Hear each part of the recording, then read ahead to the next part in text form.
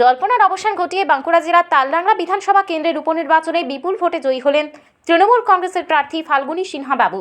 তিনি 34,000-এরও বেশি ভোটে জয়ী হলেন। জয়ের পর তিনি সাংবাদিকদের মুখোমুখি হয়ে জানালেন, মমতা বন্দ্যোপাধ্যায়ের উপর মানুষের ভরসার জন্যই তৃণমূল কংগ্রেসের এই ফলাফল। তৃণমূল কংগ্রেসের এই জয়ের ফলে সিমলা পারে উড়ল সবুজ আবির। রীতিমতো উচ্ছ্বাসে ফেটে পড়লেন তৃণমূল কংগ্রেসের কর্মীরা।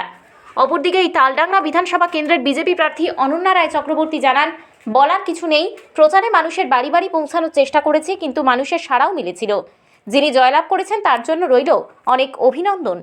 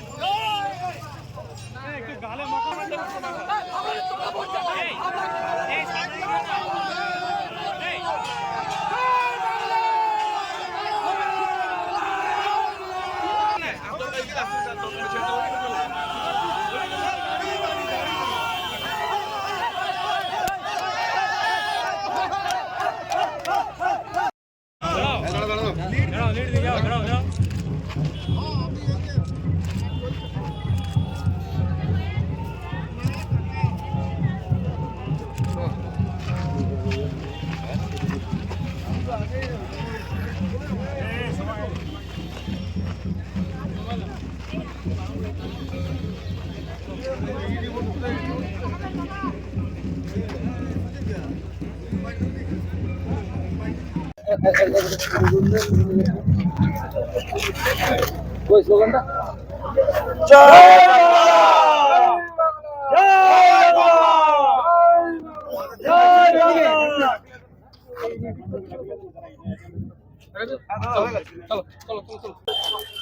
কি বলবো, কিছু বলবো না, বলার কি আছে।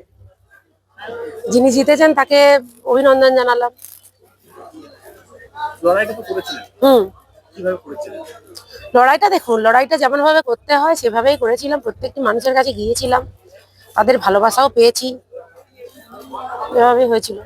জেতার ব্যাপারে তার বিশেষ ছিলেন, যেটা বেশি আত্মবিশ্বাসী ছিলাম, বলতে পারছি না, কি জানি কিভাবে কি হয়ে গেল জানি না, কিন্তু মানুষের সাড়া ভালো পেয়েছিলাম।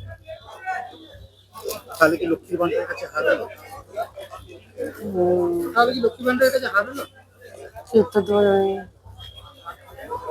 আপনি তো অভিযোগ করছেন বেশ কয়েকটা,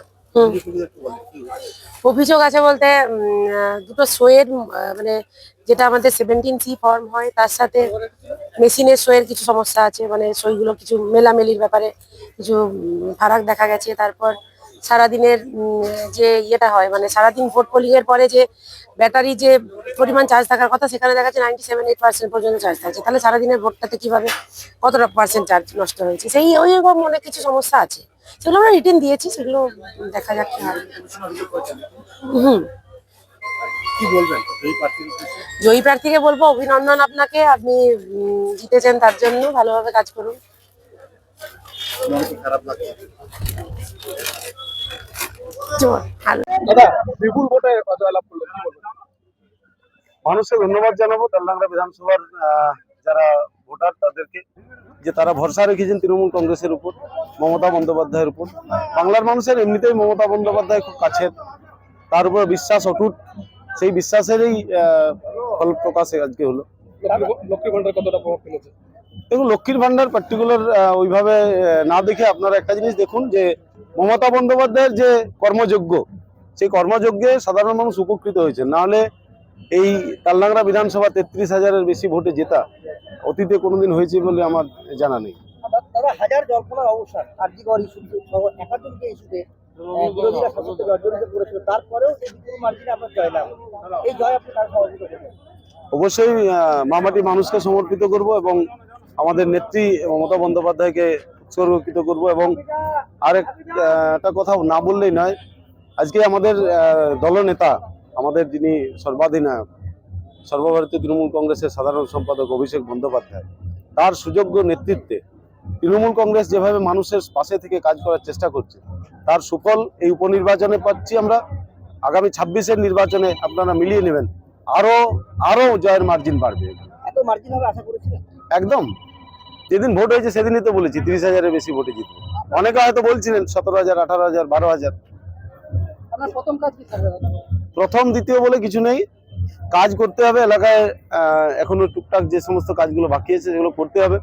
আমাদের প্রাক্তন বিধায়ক যে উন্নয়নযোগ্য এখানে শুরু করেছিলেন, তিনি বর্তমানে সাংসদ, তিনি কিছুটা সামলছেন।